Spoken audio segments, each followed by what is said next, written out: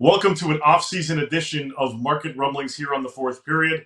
That's Dennis Bernstein. I'm David Pagnotta. And DB, we got a lot to talk about. There's a lot going around the National Hockey League these days. Expansion draft coming up, NHL draft coming up, free agency. There's a lot of talk, a lot of movement. So let's jump right into some news that happened this week already. Minnesota buying out Zach Parise, Ryan Suter. They've got options now ahead of them, but Minnesota just biting down hard and accepting the fact that they're moving in a different direction. Dave, I think when Billy Guerin did that, I think you tweeted, "That's a bold move." And it is. Yeah. And I compliment Billy for that. Is he going to pay the price in seasons 2 and 3? Yep. But he's just worried about the season, Dave. He had a team that was one game away from beating the Vegas Golden Knights. He's got to sign Dollar Bill Kaprizov. He's got to sign Kevin Fiala. I compliment the guy. The two players that he bought out are not part of the future. They're not part of the present. So full marks to Billy Guerin for doing it. I wish that the other GMs in the league would be this aggressive and take a lesson from Billy. I think it's a great move, and I think it'll certainly help them this season as they are now in contender status. Yeah, absolutely. And now as they free up $10.3 million on the cap this year, but Billy Guerin has said that it's going to help them for what they need to do now. Doesn't mean they're just going to spend foolishly and, Sure. Okay, Jack Eichel, get over here. Now they're going to pursue him, but they got to make it work financially, and the dollars have to make sense. But what about Parise and Suter? Because I think the tea leaves suggest that Parise is going to sign with the Islanders. So is he going to pull a 180, go somewhere else? Is he going to bring Ryan Suter with him? What do you think the options are for these guys? Well, I think the left defenseman that the Islanders should be worried about is Adam Pelech, not Ryan Suter. And Dave, if I'm Ryan Suter, I probably have a couple of references to sign in Tampa. He can call Zach Bogosian. He can call David Savard. And they could say, oh, yeah, come down here, work in a tax-free state, make $1 million, and get a Stanley Cup ring. So I would not sell that team short. Another team you got to think that's looking at every defenseman would be a team like Philadelphia, where they've got to have some solutions on the blue line. So, yeah, could it be a 2-for-1 where they would go – they've been tied together for so long where they want to continue that process on the cheap in the Islanders. Yeah, Lou's going to be aggressive, so I think there's a couple of options here. They will be playing somewhere, but for, low money, probably one of those low money deals for 1 year. Another guy out there that did himself or his team a favor, a la Jeff Skinner with Buffalo, was Ben Bishop with the Dallas Stars. Excuse me.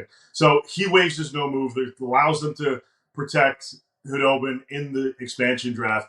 What does this mean for Ben? Is this the end of the road for him in Dallas? Is this just being a good guy? How do you think this plays out? Well, unless Dallas buys him out, I think he's in Dallas, right? You couldn't trade him at this point in time. So I don't think Seattle will clear him because there's other options, more healthy options. And with Ben, when he's healthy, he's he's among the top maybe 10 or 15 goaltenders in the league. But I started my sentence when he's healthy, and he's just not. So I think that, I think the Dallas Stars should buy him a bottle of champagne, buy him some nice cigars for doing them a solid. He didn't have to do it, but he did it because he's a team-first guy, and I think you've met him before in the past, Dave. Ben Bishop is a really good man, so I think he's just taking one for the team here. If he does go on to Seattle to continue his career, that's fine. I do believe he practiced at the end of the season, so he would be an option if healthy for other teams. So, but at this point in time, I guess he's just in limbo right now, waiting to see if Ronnie Francis wants to take a gamble on him. He does his team a favor. There's a player waiting to see if his team's going to do him a favor. That's Gabriel Landeskog. And he's hoping that he can get a deal done with the Colorado Avalanche. And we do have some information, some new information at the time we're recording this. So here's a little backstory on what's going on with Gabe, and then we'll dive into it. The Colorado Avalanche pitched him an offer. I believe it was in the 3 to 5 year range. That was last week. My understanding is that they came back to the team with a counter proposal on Monday. There hasn't been any talk since. There's been silence. They are far apart. There have been no discussions to this point. It's quiet. And I got to wonder if Colorado is just playing mind games here, trying to sweat them out a little bit, or if they're just looking at other options at this point. DB, what do you think is going to happen here with the Colorado captain? Dave, it's a high-stakes poker game is what it is. Who's going to blink first? Yeah. Who's going to fold?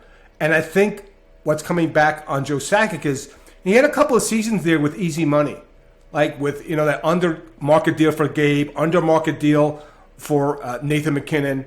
Like didn't have to have the headache of Cale McCarr signing him. Now he's everybody else's atmosphere, right? He was that's how he built this contender, because he had team-friendly deals. And now it's coming back to roost, and now it's not that easy. Like, you got away with it for a couple of years. What do you do in goal with Grubauer? What kind of money do you give him? So it's going to be a lot more difficult. They're playing the hard line, but Dave, this is a player who, if you go back when we used to play 82 games, this is a 70-point player. This is a 35 guy. There are certainly going to be teams that would want to go a longer term with Gabriel Landeskog, and he's the captain of the team. Like, what kind of message does that send to the organization, the guys on the ice, and the fan base that you don't want to bring back this player and reward him after he's toiled for you for under market money for a long time? It's going to be interesting to see how this one plays out. The roster freeze or the transaction freeze kicks in Saturday at 3 p.m. Eastern. At that point, Seattle, the following morning, will be allowed to speak to pending free agents. I suspect that if Gabe Landeskog is not signed, that Seattle will have a discussion with him to see what it would take to get him in a Kraken uniform. But they're not going to be the only team. You hit it on the head. I mean, there's going to be so many teams that are going to be interested in this guy. Seattle, L.A., Toronto, definitely. And they're going to pursue him. Right. Doesn't mean they're going to sign him. Correct. I mentioned this on Toronto radio earlier this week. Everyone lost their minds. Right. Calm down. It's a player that Toronto would be interested in pursuing, just like the Kraken, just like I suspect we could see the New York Islanders looking to bring in another winger. I wouldn't be shocked if Lou picks up the phone on the 28th, if Gabe is still available, and inquires there. Florida, there are going to be teams that are going to be interested in this player. Philly, there's going to be clubs that are going to be interested in Gabe Landeskog, and we'll see. This is an interesting tactic here by Joe Sakic. I don't know if it's going to work out in his favor. Yeah, well, and with respect to LA, I get the sense that given where they are with respect to their rebranding or rebuilding, or whatever you want to call it, that I don't sense that that's a destination for Gabe Landeskog. So the Kings fans out there who are holding out hope that a great player would come and be on the left side of Anze Kopitar, probably not going to be in your Christmas stocking with respect to this season. So I just think they're not at that stage yet where he thinks that might be a viable option for him. But what about LA? What other options? They add Arvidsson. Yeah. There are going to be other pieces that Rob Blake is looking to add. Is it a Tyler Bertuzzi? Is it a Brandon Saad via free agency? What do you think the Kings are up to? Yeah, throw another name in there, Jaden Schwartz.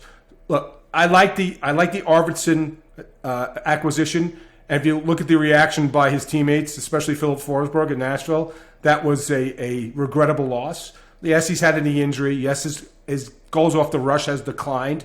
But this is a shoot-first mentality player that they desperately need in Los Angeles. They don't have that type of player. Maybe Arthur Kaliev back in the day or in the future, but a necessary add. But this can't be the only add. Like, you need to add another center. So one of the forwards that you mentioned, or Schwartz that I mentioned, is a viable option. You want to talk about Jack? Let me say something about Jack Eichel, okay? I don't think he's going to land in Los Angeles. But what it tells you, Dave, is that when you have the conversations about it and you hear the people that say no, it's because of Quentin Byfield. You know what that tells me? It tells me the Kings only have one elite prospect, and that's Quentin Byfield. Like, nobody else in that organization is untouchable. So you hear all the great press about what a great, system they have and all the prospects they have. There's only one elite player with respect to projections, and that's Quentin Byfield. So to me, that tells me that's the reason why they have to go out in the market and get these players. And they still need a left side defenseman, which they probably won't get this time around. So you probably see more of Toby Bjornfoot and Mikey Anderson on the left side. But to me, that's the back end of the story, is the fact that there's only really one untouchable in Los Angeles, and the fact that we always hear about how great their system is, yet there's only one guy that they won't trade Jack Eichel for. Could you put together another package? Yeah, but Dave, it comes back to health. Like, with Jack Eichel, that's the question. Like, is he healthy? And if you're Los Angeles or if you're any team, Vegas, you name the team. Like, if you can't prove the guy's healthy off the jump, then I can't trade for the guy right now. Yeah, I mean, and look, LA has made it known that they've got the pieces in place that they're willing to move to bring in the immediate help. But the immediate help is the mid-20s kind of range, guys that can step in now. That's why I think a guy like Bertuzzi makes a lot of sense. But what type of package is Steve Yzerman looking for out in Detroit? And Bertuzzi's not the only guy that could potentially be on the move out of there. And it's not the only move that the Wings are probably going to make. There's a lot of things that could happen with the Detroit Red Wings. You know, Dave, we talk about Seattle so much and the impact they have because they have the oldest cap space. Has anybody looked at Detroit and all the cap space they have and the unsigned players they have? Like, they can make multiple moves. They can sign free agents. They could take players off of rosters that have salary cap issues. And nobody talks about. Stevie's been really, really stealth. He traded Mantha for Verana, and I happen to like that trade. Verana did nicely for them, and Mantha really didn't do much in the playoffs for the Caps.